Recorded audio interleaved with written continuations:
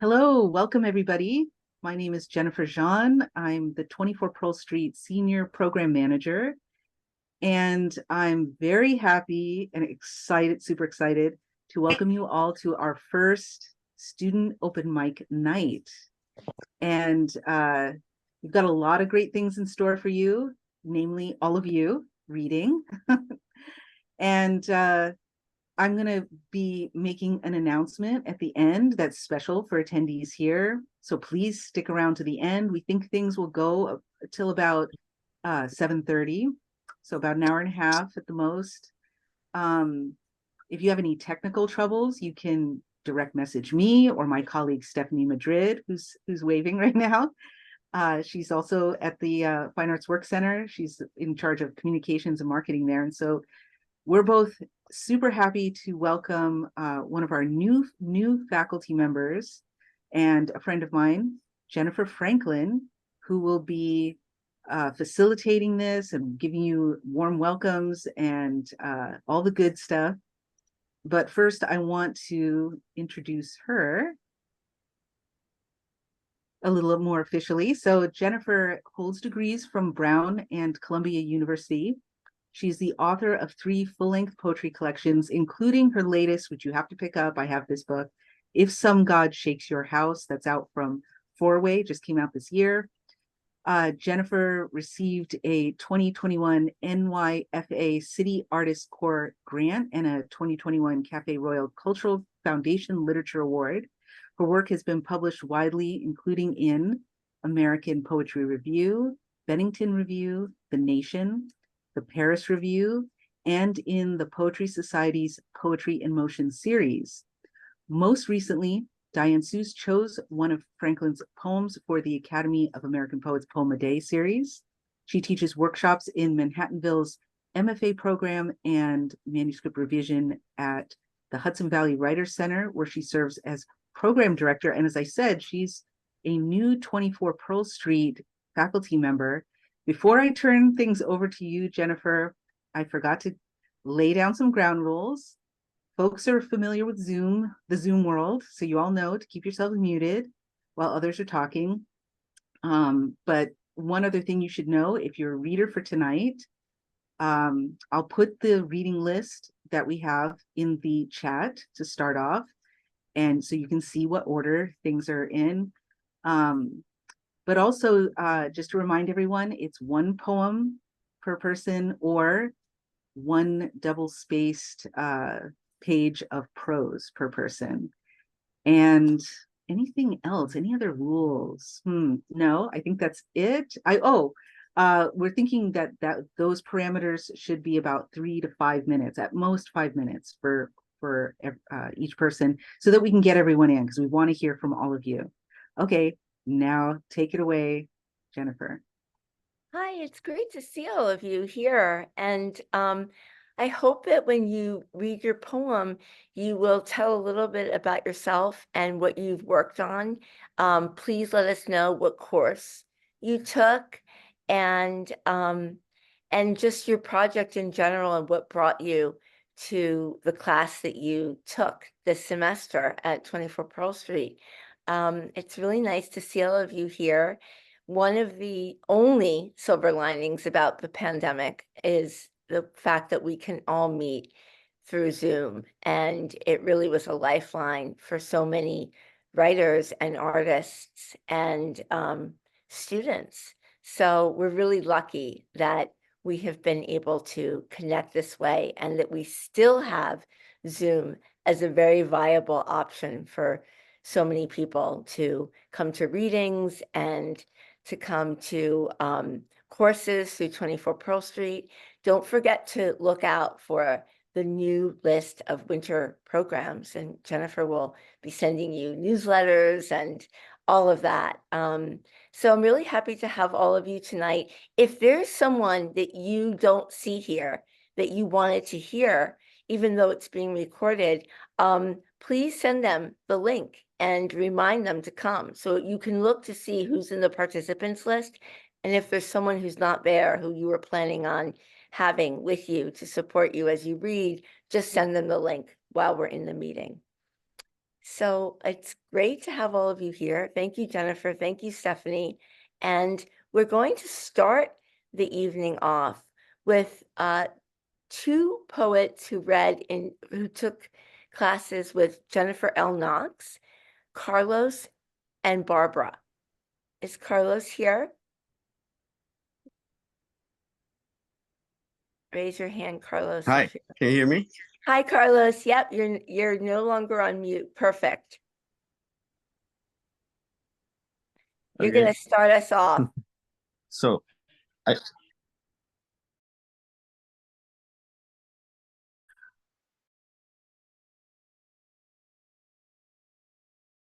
Knox, Wasn't for me. and this poem is from there.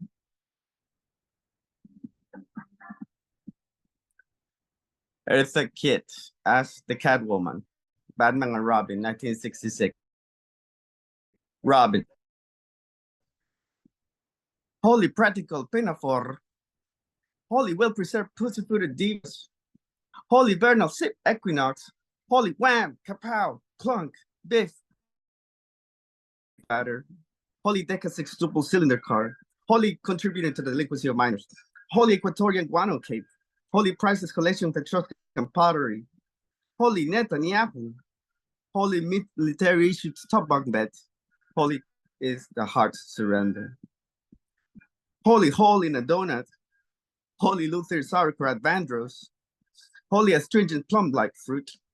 Holy Venus. Holy dark is my night. Holy dawn in your arms. That's it. Thank you so much, Carlos. Thank you for joining us and thank you for reading.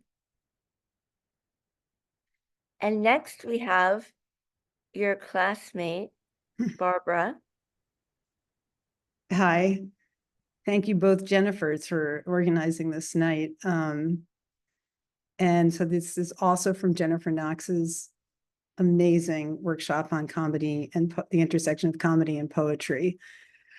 There is a reference to the famous meme of the rat carrying a piece of pizza through the New York City subway in this poem. Rats prefer intensely sweet substances, even over cocaine. Meme aficionados prefer rats over cocaine, but literally not even. I prefer sweets over memes of rats with greasy triangular foodstuff. Greasy foodstuff prefers form over formlessness, but sometimes really likes formlessness, like oozing onto a plate or even the table, leaving a stain, usually red or orangish, but sometimes an unnerving, unidentifiable greenish gray that really makes you wonder. We prefer not to wonder too much.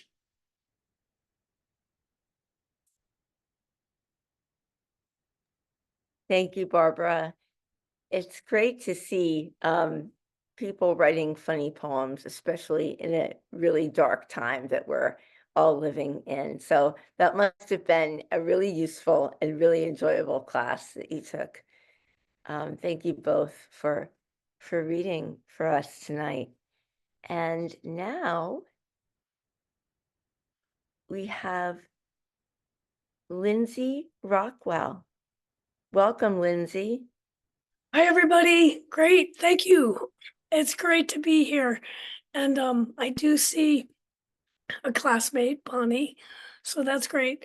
We took Keisha Cooper's workshop and she was amazing. Just amazing on so many different, on a generative level, on a critique level. So this is a poem that I had worked on. The Drowning. After the pulling, her blank breath, we red-eyed, no grip, no hand to hold. After the pulling, a pall shrouded the beach. Wind barely sifted the summer heat. shock, swallowing, pulling, as if a gigantic star dying, as if dying carved of an unknown element. We cannot name or hold its scent, shadow and remembrance. Remember how she lay there after the pulling, and you, after they took her away, you outlined the weight of her laying too long, unmoving. Your finger trembling, tracing. You almost lay down too, almost crawled inside her imprint. I watched you. You so lost. We so silent, soaked in our stunning. We and she and all our edges disappearing when the tide came.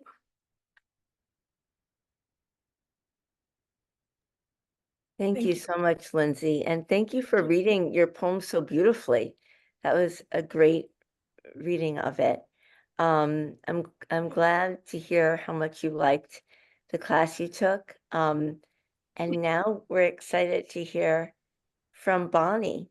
And for those of you who didn't know what she taught, Teaching Coopers taught, it's Stephanie has put it in the chat.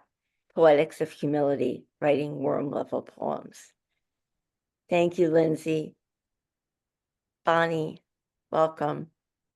Thank you. Thanks for having us and giving us an opportunity to read together. Great to see you, Lindsay. Yeah, it was a great class. So, and I'm in Vermont. This poem is called Mother Dilemmas. Mother Dilemmas. 1. The house cleaner threw my mother away. She was cleaning out the refrigerator. The house cleaner, I mean. I can get a new one from Amazon. Another mother, I mean. But then I won't know where my mother came from. I like making my own kombucha, and it's a lot cheaper. I got my first mother from someone I know. I think it's better that way. Then again, I could grow my own. Mother, I mean. A rubber raft of yeast and good bacteria. Tea, sugar, and store-bought booch. A coral reef home for the baby mother. A tiny blob of renewed life. 2. My brother's neighbors love their chickens beyond measure. We were eating eggs for breakfast. My brother said, they let their adolescent chickens decide for themselves whether or not they want to be mothers, he meant. Some don't like to roost. They get impatient lying around on eggs all the time. Choice for chickens. Power to the poultry. Some love it. Being mothers, I mean. They expel perfect orbs, settle with serenity, samadhi in the henhouse. Each cluck a brood-focused mantra of sacred chicken consciousness. 3. Mine wanted to create the family she didn't have. My mother, I mean. Though she didn't have much power to choose. Just before we threw her ashes into the Gulf, I found the letter. From the bank, I mean, demanding foreclosure. Also, the letter from my father, explaining no money for her. We kids never knew that we were at risk of losing our home, I mean. We knew our father was gone. Like the bottle of milk the milkman left on the front steps. It was good. She poured it. We drank. Take my ashes to the ship they submerged, she said. 28 miles out to sea. A wreck giving birth to new coral, new reef. A small apology for what has been destroyed. We took her there. Her burned up earth body, I mean. Spilled her into the swallowing water. Spirit free, now body too. Every drop. We poured it, she sank. Thank you.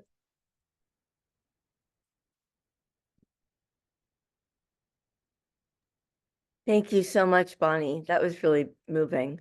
I love the repetition in the poem as well. I think we don't have Jama and Mark in the audience. If they do join later, they will be able to read. But I do see Lupita. So Lupita and Mark took a class with Ananda Lima.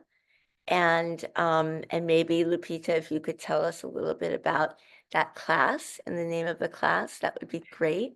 We're really looking forward to hearing both of you read. Thank you. Can y'all hear me? Okay, awesome. Thank you. So Mark and I took Ananda's ekphrastic writing class, which is basically a class where we write in response to artwork, and that's what ekphrasis is. So kind of like art begets art. And me personally, the reason why I took that class is because I recently completed an MFA in poetry back in the spring. Thank you. And but I had not written a poem since then. So it'd been a long time, and I was looking for something to really kind of just wade back into the waters. So and it was really exactly what I had hoped for. So, and we had such a great time, didn't we, Mark? It was really a huge blessing. So the poem I'm going to read is an ekphrastic poem, not that one that I wrote in that class. But I'm going to put a link to the artwork that it's based off of and just give you a 30-second background of what it's about so you're not lost. So Frederick Church is a landscape artist from the Hudson School and from like the 1850s. And he, turns out, traveled to Ecuador and other places in the Andes region and did a huge series of paintings from there. And my family is from Ecuador, and I lived in Ecuador for many years. And so I was very surprised when I went to his house, Olana, which is in New York State. It's a state park now. And was looking at all the wonderful paintings that I knew from the Hudson School, and then turned a corner and found all of these paintings of the Ecuadorian landscape, which is like my memory as a child. So I'm almost done. So in the process of parsing all of that, I also discovered that my ancestors are Sephardic Jews that fled Spain during the Inquisition. And so a lot of the poems I've been writing have been thinking about that and what that must have been like for them to live in the Andes Mountains and have to basically pretend that they're not Jewish. So that's where this poem is from. So sorry for the long intro. It's not a long poem. Okay. It's called Crypto Jew Wrestling with Frederick Church. Where were we when you parked your easel in our fields, scaled bluffs, and watched the morning sun climb over Chimborazo? Not in your dreams, or at the parties in Riobamba, where you gushed about Humboldt as if he was a close personal friend. We were in the bristles of your number 2 brush, hiding between pots of pigment and side eye in the plaza and in the entranceway of La Catedral next to Las Indias, selling Bibles and rosaries. They're still there today. You wouldn't have seen us, neither did Humboldt, though we were here when he came too, blinded by green. We'd already been rendered invisible, So some could say you painted us in the right light, our holy silhouettes, wormholes of time and faith and law and la persecución. You mixed our crushed hearts with oil, composed a landscape complete with cross and caricature, painted the bloody scenery in every shade of green.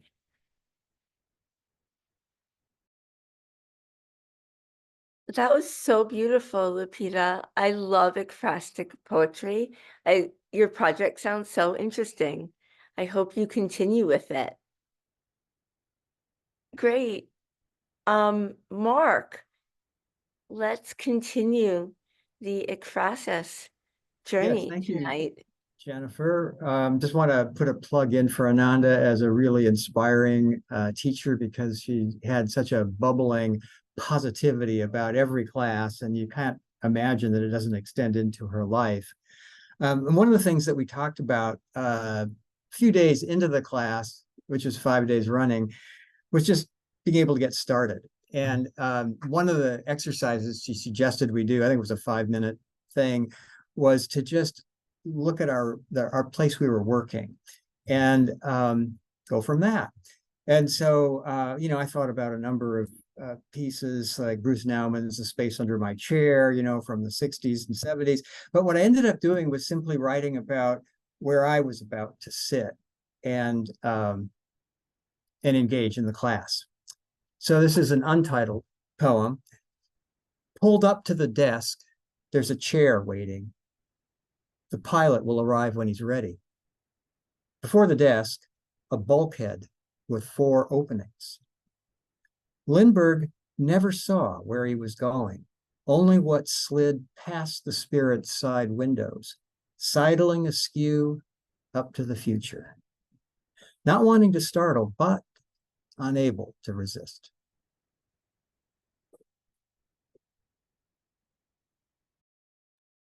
Wonderful. And thank you for telling us a little bit about Ananda as a teacher, because I think that that's really helpful for everyone who's here to hear about a little bit about what you did in the class and what you liked about the teachers you were working with. Thank you so much. That was great. And now we have a bunch of students, 4 students in a row, who studied with Dorian Lux. And we're going to start with Amanda and Rachel. And please tell us a little bit about your class with Dorian. Okay, hi, thank you, Jennifer and Jennifer. I actually had COVID last week, as the people in the class know. But I managed to at least be there for, the majority of the time. So I wrote this little prefatory note because I wanted to make sure that I worked in how Dorian was related to the poem I'm reading, even though I didn't write it in the workshop. And I wanted just to thank you for the workshops and everything organizing this is really nice. I only have a few lines from Fever Dreams that I scribbled down here and there from the workshop. But the poem I've chosen is connected. Dorian shared a lot of long poems with us, mostly by women, the kind of poems that might elicit a quote, "Why do you need that first stanza anyway?" in a workshop. Dorian made mincemeat of that, saying that especially as women, we should write, I'm pretty sure I'm quoting, "whatever the fuck we wanted." So as someone who writes long poems, often unintentionally, this encouragement was far more worthwhile than any new drafts I'd have written. One of the exercises she gave us was to take a word and play with its etymology. So this poem, called Residuum, is from my forthcoming collection.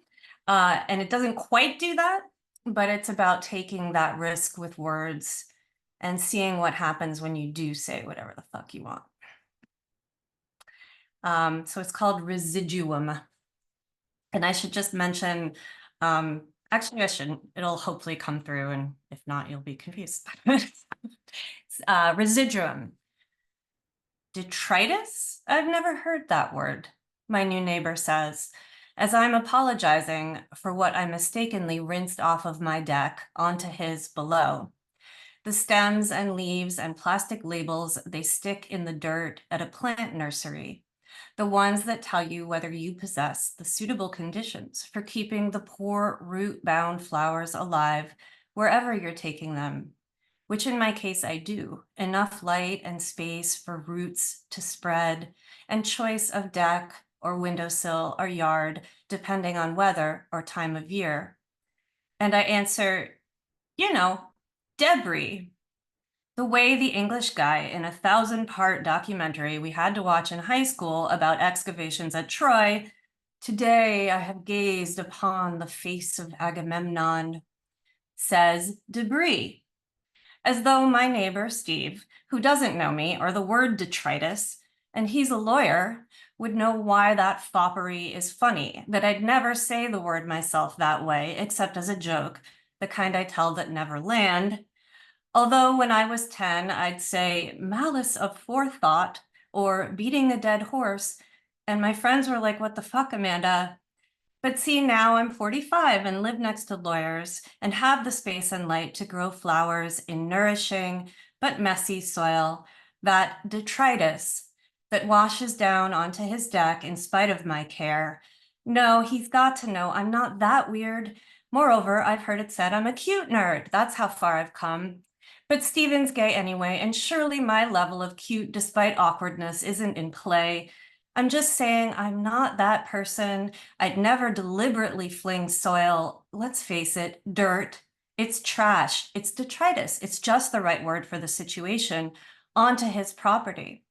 Incidentally, that mofo Schliemann was not only wrong about Agamemnon, he dug all that dirt up without forethought, destroyed the layers of time above the find he bragged about with such grandiosity. But I know enough now not to share this further evidence of nerdity, so I'm furiously digging into my mind, like I always do, for words, more words, to supplement the more words that didn't work the first time. But then Stephen says, I like it. I'll have to use it. And I kneel down to pet his little dog, Stacy, who is truly adorable, even when she barks at me from the debris I've washed onto his deck below. I mean, who can blame her?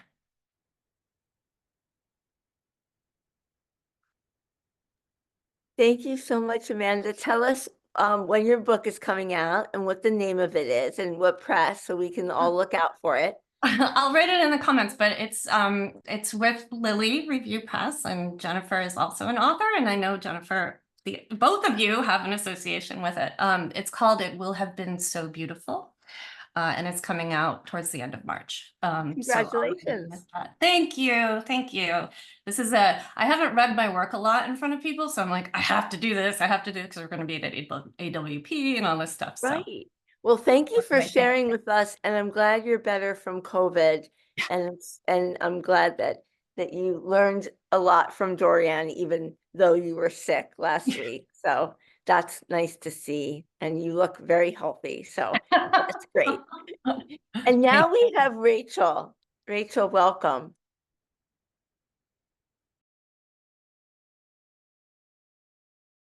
Is Rachel here? Rachel Vinkay? No, maybe not. No, I am. That's hi. Oh, you are. Hi, Yeah, sorry, Rachel. I was muted. So I took a course at Fine Arts Work Center 20 years ago with Rafael Campo when I used to, and after that, even though I really enjoyed it, just the way life worked, I did not write a lot. And now I'm in a different situation, more of an empty nest kind of situation for one. And I just told myself, I'm just going to go for it, take myself seriously enough to invest that way again. So I also really appreciated Dorian's attitude, both very feisty and very supportive and feminist. And not to say that men wouldn't have been welcome, but that there weren't any. And I think the influence on this poem, which comes from her workshop, was that she encouraged us to think about voices in our family. And also she did show us a number of strong women poets. So this is super, super short. So I'm so tempted to read another super, super short one after, but you can let me know if okay or not, all right. Okay, so there's no title, but to introduce it, I'll say in the late 70s, there was this thing called the running boom, and it was a good thing for me. Okay. Run away from home, the Nike ad taped to my mirror said, in thick black caps above their bright yellow jackets, dancing on rainy asphalt. You couldn't see their faces, but I knew. You don't really mean that, my mother half yelled when she saw it. Of course, I couldn't answer. But my legs, their thick and even movement, my arms winging along, my lung blood, its purple pump, the bile behind my throat, stop. Frame, hot sweat cooling down, stop. Frame, the moment I left the ground.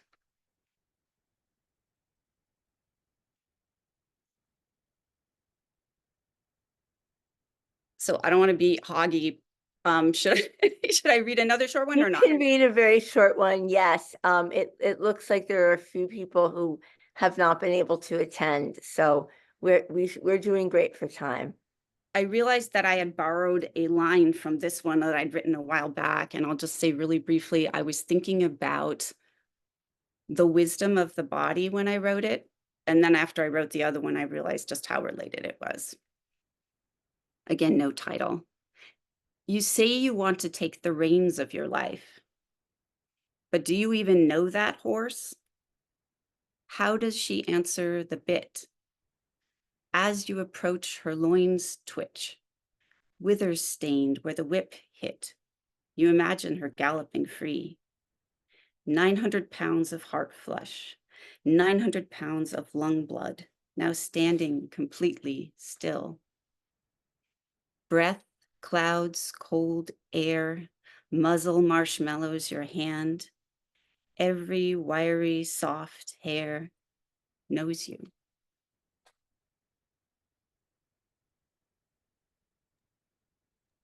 Thank you, Rachel. It's great that you have come back to poetry after 20 years away, and I hope that you will continue taking classes and studying.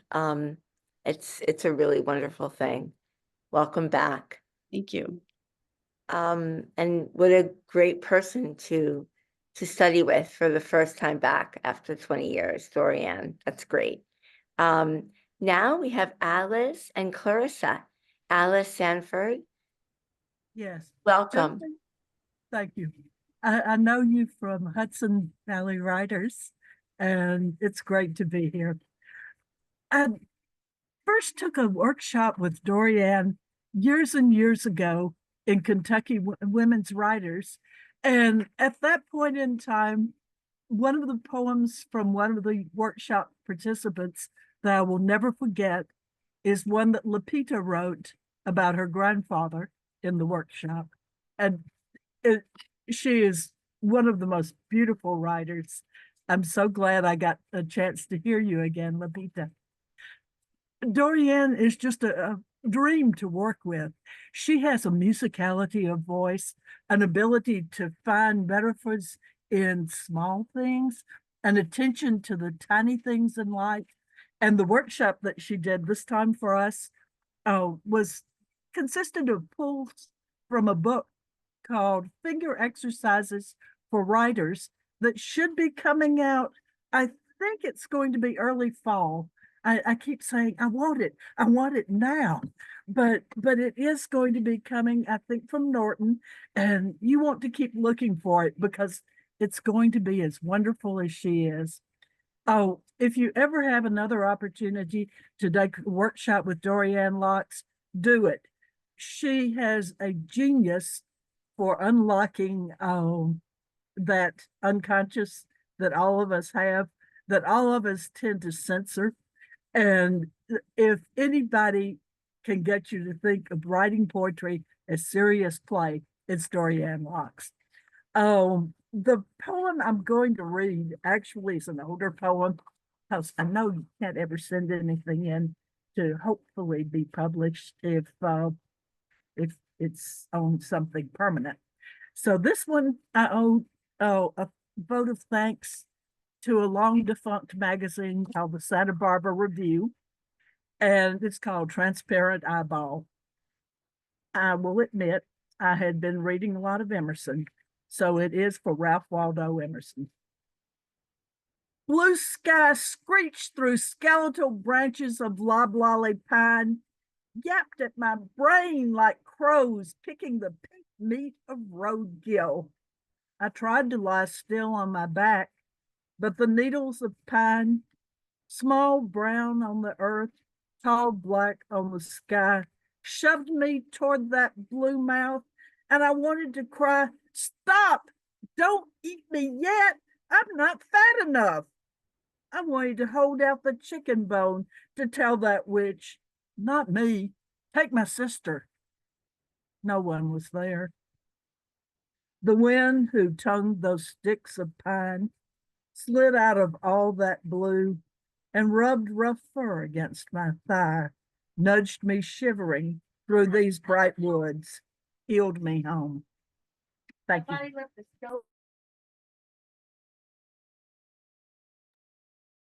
Thank you so much. That was great, Alice. And what a wonderful note about Dorianne. And thank you for telling us about the new book that's coming out of prompts. And it was great to hear about Lupita's poem that you remembered from that early class with Dorianne. Thank you for your beautiful poem. Now we have Clarissa. Clarissa, welcome. Hello, it is an or am I still okay? It is an absolute honor to be here and share words with such illustrious poets who've had such wonderful instructors. And I thank the Fine Arts Work Center and our two Jennifers for all you do in the name of the word.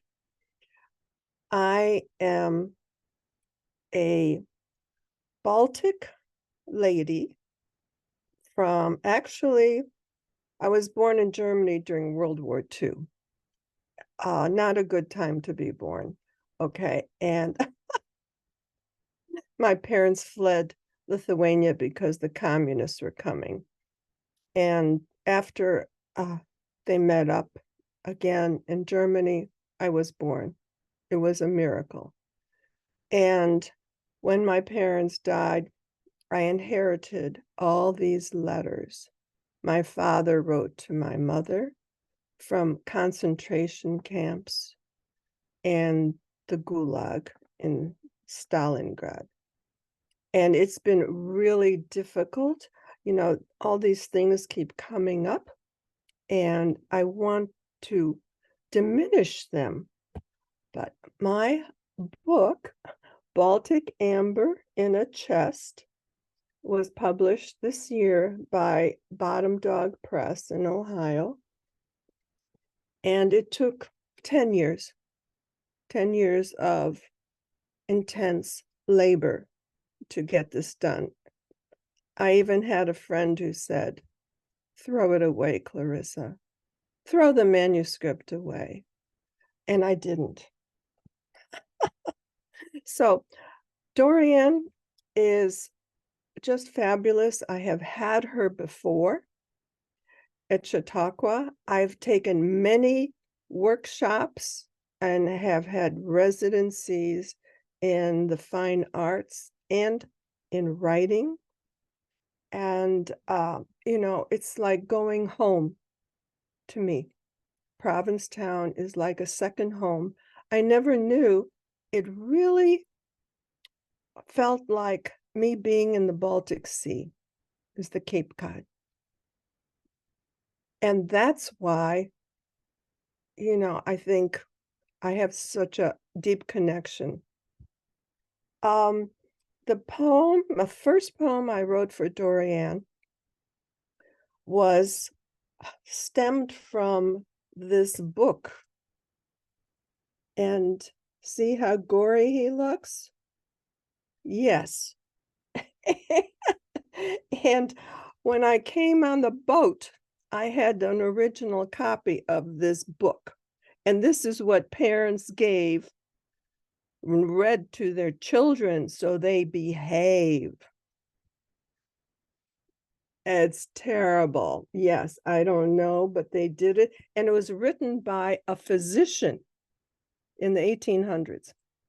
And the poem I'm going to read to you stems from this guy here, right here, who cuts.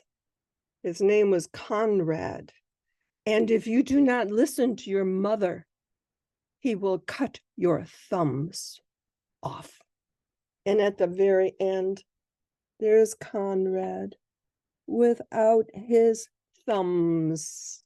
So if you want any horror things,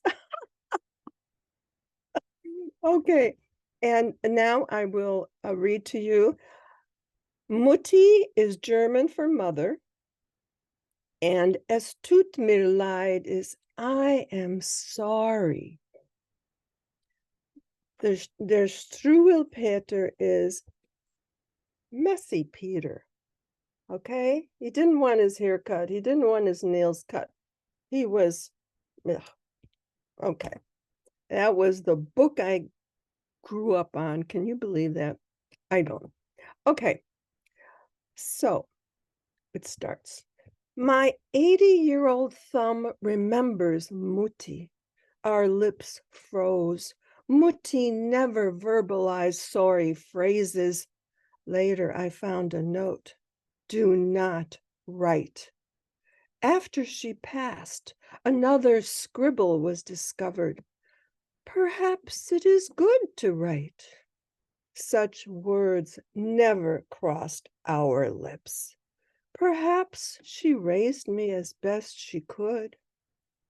Mutti never whispered sorrowful phrases. Es tut mir leid. Should I have apologized for being born during Hitler bombings and concentration camps, camouflaging peace? Mutti slapped fingers. Do not suck your thumb. Der Struwwelpeter will visit with wide open shears. He chops thumbs. My comfort thumbs hid under warm covers, looking forward and back, content with the present years. My paintings, sculptures, and artist books dissolve World War II torches and explosives. Es tut mir leid words should cross our lips. Es tut mir leid for not becoming a doctor. Es tut mir leid, Mutti, I create. Stand within the play of light and shadows. Thank you so much. Thank you, Clarissa. We put your book title in the chat. Congratulations on your book. And we're very glad, as Jennifer wrote in the chat, that you did not throw away your manuscript. Thank you so much for sharing that with us today. And I don't think that Guy is here. Let me just look at our list. Right, I don't see Guy in the audience, but Elaine is here, Elaine Nadel. So please, everyone, help me welcome Elaine. Hi, everyone. Hello.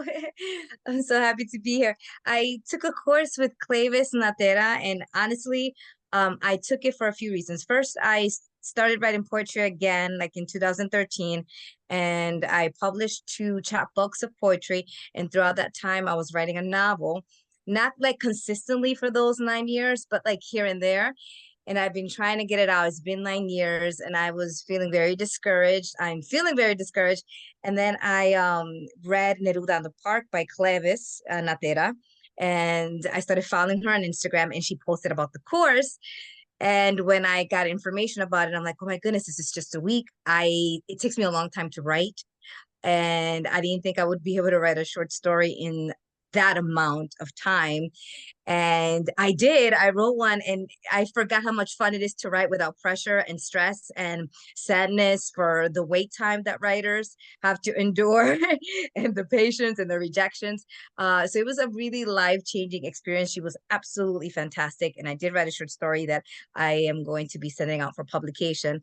Right now, I am going to read a poem instead of that story. And it's called Stay Silent. It's from my book, When, and there is some musical elements in it because I do incorporate music into my poetry. This is called Stay Silent. Ay, no digas nada, se te caerá la lengua, no digas nada, se te caerá la lengua, no digas nada. It takes 4 generations to break a curse. Mother told sister she won't have kids because she's bad seed. For sister lost 5, 4 miscarriages and 1 stillborn. Stay still spell, bred by her giver, who begat it from her maker, who got it from his creator. Push, push the jinx away. Sister prayed.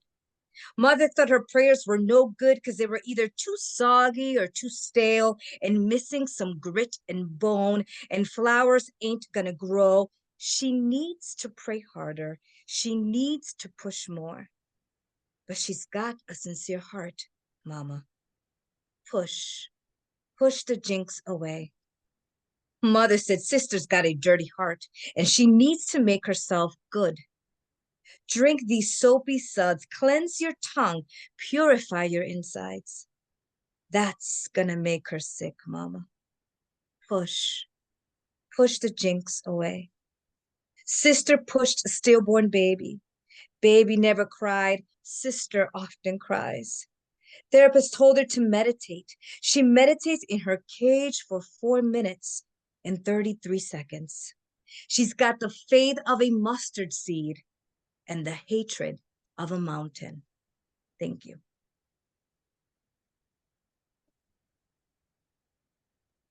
Thank you so much, Elaine. That was beautiful. And thank you for singing the beginning. That was great.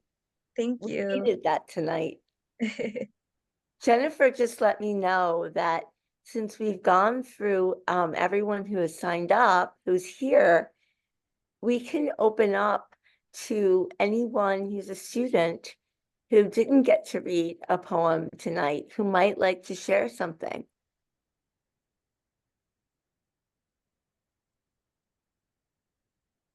No pressure. Well, I'd like to thank Jennifer Jean, now that I've seen her face on Zoom, for all of the pretty prompt email responses to my tearing, well, it's metaphorical, tearing my hair out, right? About like, how do I make this thing work? And why can't I sign up for this open classroom? And Ananda didn't use it, so it was okay. But you do an awful lot of work behind the scenes to make these things happen. And I'm so appreciative. This was a really great opportunity. Oh my goodness. You're welcome. And wow, I didn't expect that. Thanks. Yeah, no problem.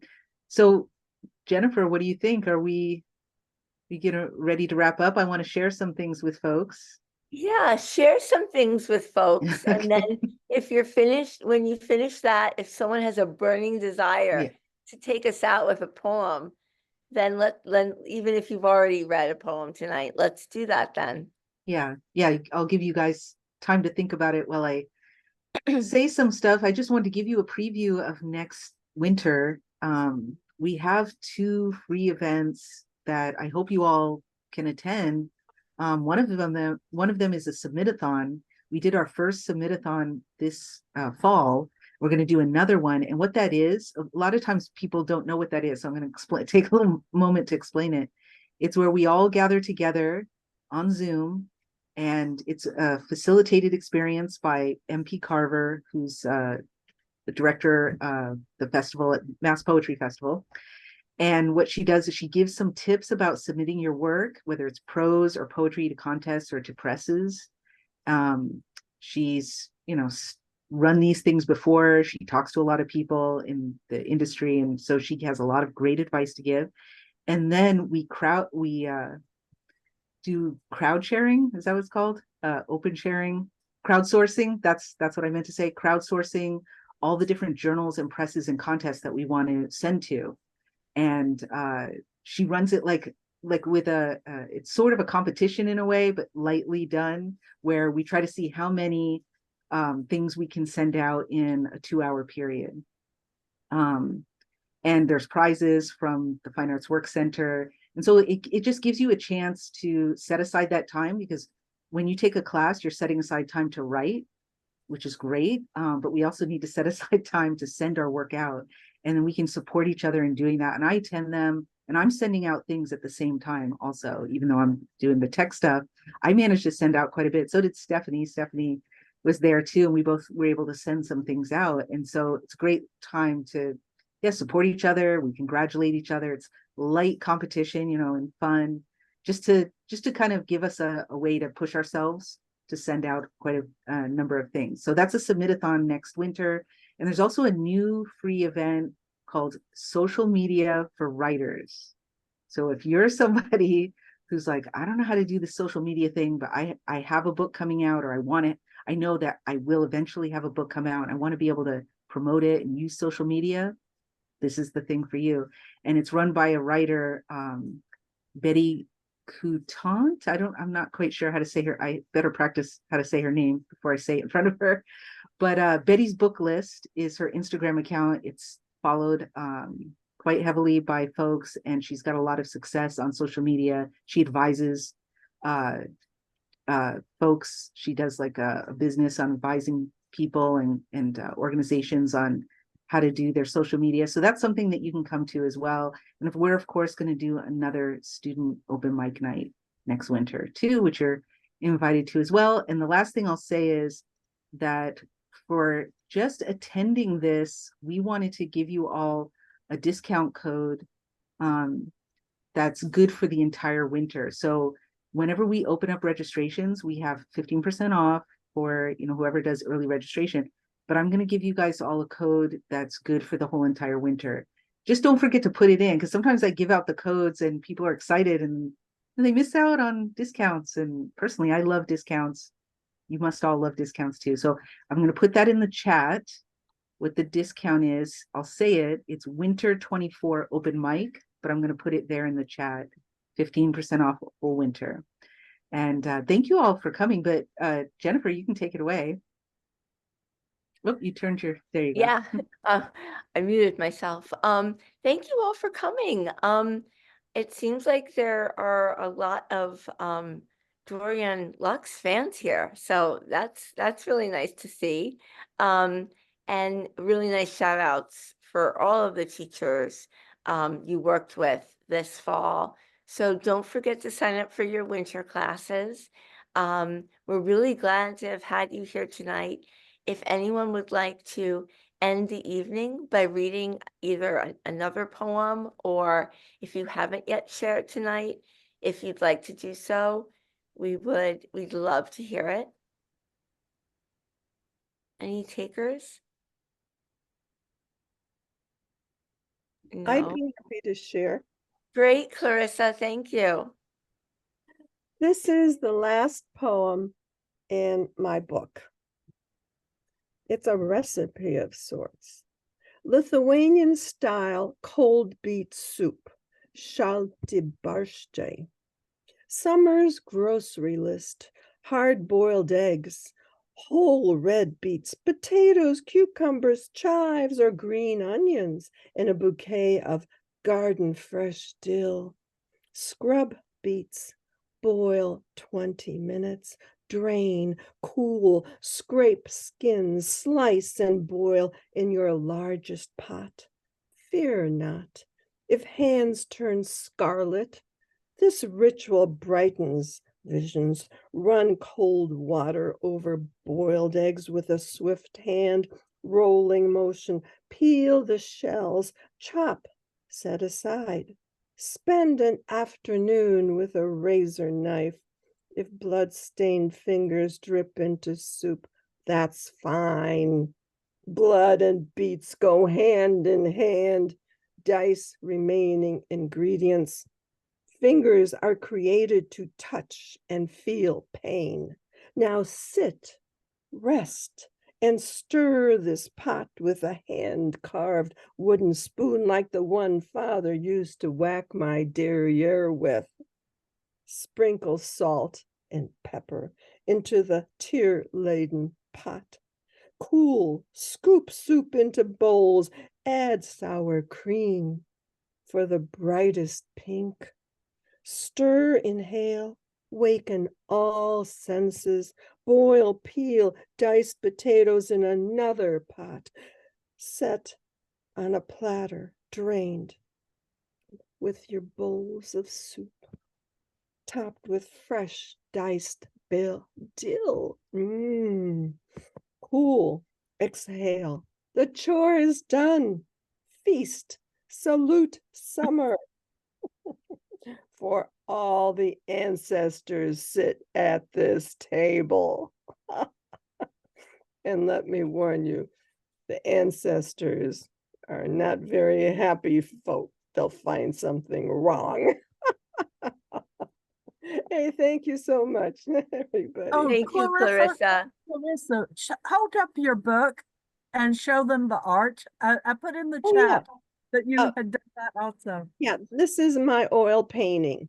Oh, that's beautiful. And it's called My Head. Where's my head? What's in my head? Tell me. I don't know. But yes, I do visual arts and some sculptures and monoprints and crystallized books. I take the books that I love the best and I crystallize them forever. That's nice. That's nice. Thank you so much for ending us up with that poem, Clarissa. And if you want to hear Dorianne Lux read on Zoom, the Hudson Valley Writer Center is having our launch reading.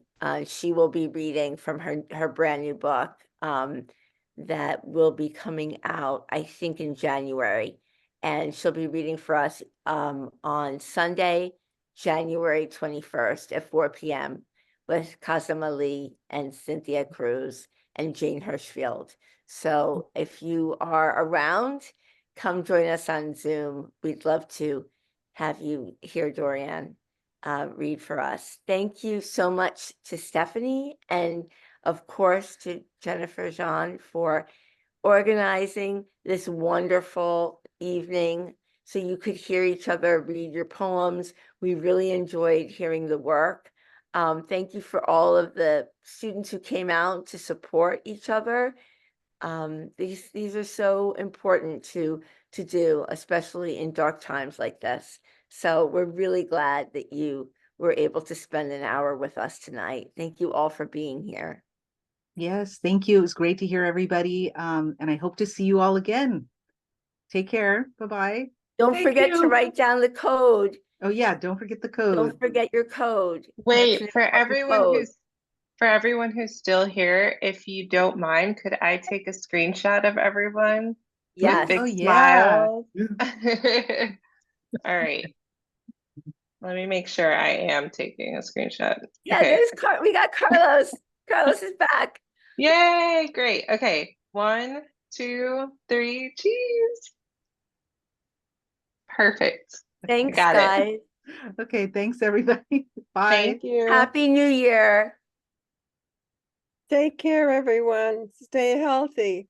Yeah. Writing. Best wishes to everyone. Great.